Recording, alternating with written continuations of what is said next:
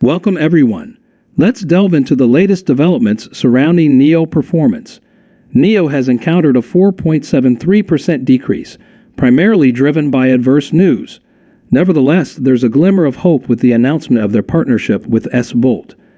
We'll closely observe the Producer Price Index, PPI, data, and external influences to assess NIO upcoming prospects. Stay with us for further insights. What's going on with NIO? Just the spine video.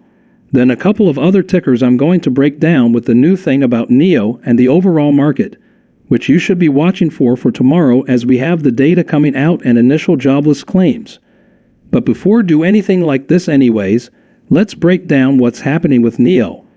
NIO tanked 4.73% for the day because we had some bad news that came out.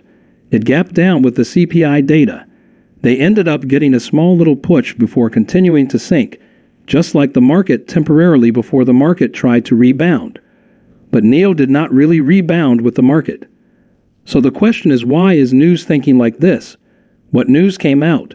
There's this big piece of news that came out that the EU is launching an investigation into the Chinese EV makers. They're going to be looking into many makers such as Xbox, Li Auto, and NIO. They're going to be looking into the pricing and competition of the foreign manufacturers. They're going to be looking at the current tariffs as they're continuing to flood China. And this, once again, is just bad news for them as we're beginning to observe increasing trade tensions between China and other nations. Now, this is very important because when this happens, this is leading to tensions and not really the best of news for companies like NIO. There's more and more talk about NIO getting, these issues hurting the companies, the issues limiting trades, and the list goes on. This is not good news whatsoever. And with this potentially happening with these tensions once again, guys, this is part of why NIO ended up dropping. Now, despite that, we also had some good news that came out. NIO has actually joined a venture. It has a joint venture with S-Bolt, or this other company, and that's going to be very, very good for their batteries as they're going to be able to get larger batteries that could be used for much longer periods of time. Now, this is coming out. It's going to help them improve their battery systems manufacturing. It's going to help them recruit more and more assistants, and it's going to help them continue to grow as time goes on. Now, this is some great news for them. There's been some talk about how NIO could have been struggling with the development of their larger batteries, but as of right now, we're not really seeing that. We don't really know that for sure, and whether or not that's the truth, we're going to be looking at some new optimistic news as NIO as this joint deal, which could be a lot better for them. Now they have a team of about 400 in place to research, develop, and scale battery manufacturing. And some are saying that this deal that they're making is going to help them improve something that they could be like slowing down in. So we're going to be waiting to see how this helps them as time goes on. But so far, I would consider this a very good piece of news. Now when it comes to NIO, there's also this talk right here. NIO is letting us know that it's very important for us to look at their ET5, which is very popular and continuing to grow, and can't wait for what the future holds for that. So that's the news for NIO when it comes to the market for tomorrow. Just as a reminder, we had CPI that came out today.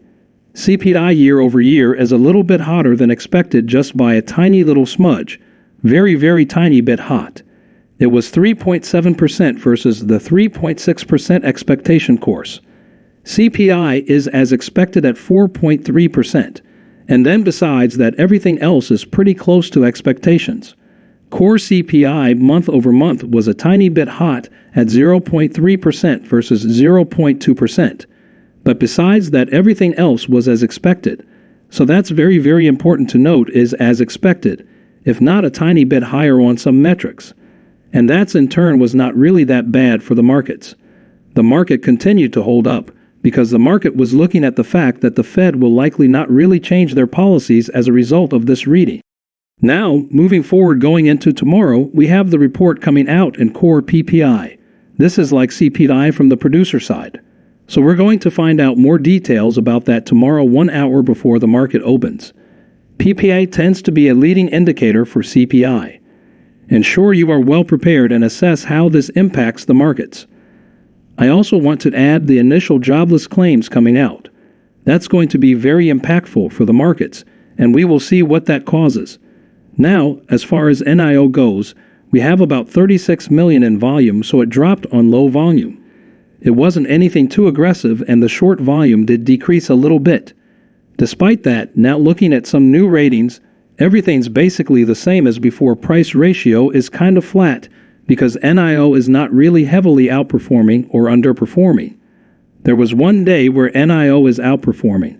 The next day it's underperforming, going back and forth. Thursday tend to be green about 50% of the time, so it's a coin flip.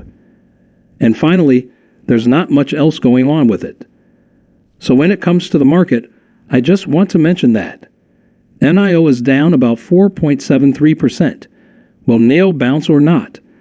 I think it's going to depend on PPI.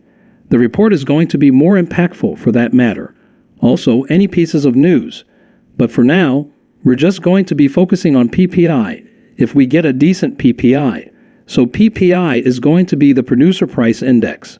By the way, we want core to be 2.3% or less. And we want the overall PPI to be about 1.3% according to this.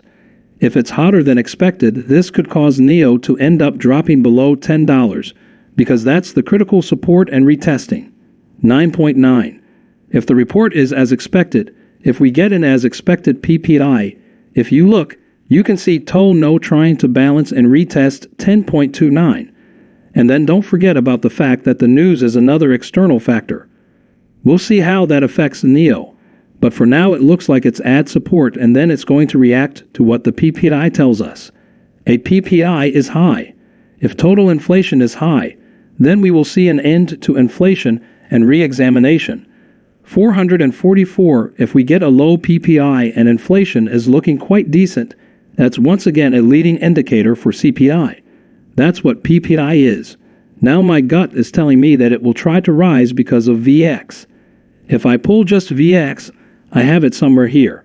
I think it's here. VX is very, very telling. It's going to provide us with more information about what the market can do, because down here on this 4-hour time frame, which could quickly change, VX seems to be weakening. So if the VX does come down to fill this gap, that could be a good sign for the market potentially to push higher. So here's where I'm taking it now that the chip market is starting to show some signs of life, with some good IPOs coming up. There's a possible bullish divergence, so this is a good chance that it is either forming an inverse head and shoulders pattern or attempting an uptrend.